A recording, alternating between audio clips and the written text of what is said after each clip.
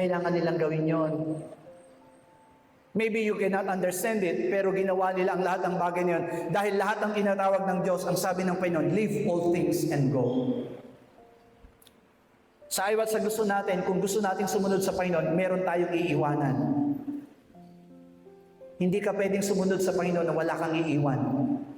Hindi ko po sinasabing iwanan ninyo ang asawa ninyo at sumunod kayo sa Panginoon. Dahil naniniwala ko, amin po ba, hindi tayo kinuman. Bagamat sinabi ng salita ng Diyos, ang mag-iiwan ng anak, kapatid, asawa, magulang, ari-arian, ang siyang karapat-dapat sa kaharian ng Diyos.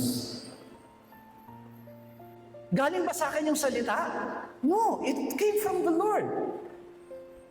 Kasi naniniwala ko na iyon yung ginawa ng mga alagad, lahat ng mga apostol, lahat ng mga sumunod sa ating Panginoon, they leave everything and go.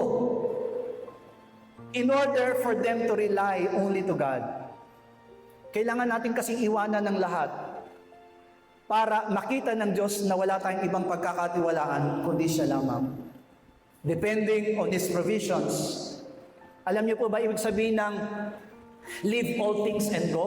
Isa lang ibig sabihin yan. You do not need them, you need me. Yan ang sinasabi ng Panginoon. Hindi mo yan kailangan. Ang kailangan mo ay ako. Sino po daw ang kailangan natin? Ang Diyos. Only God.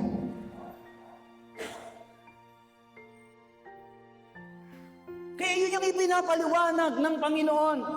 Di ba?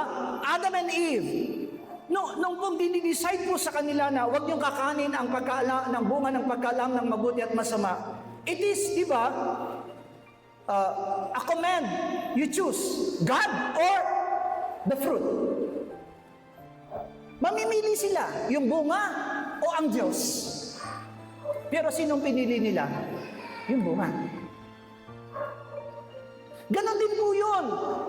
That's why the Lord Jesus Christ, the Lord our God, commanded us, leave all things and go. Why?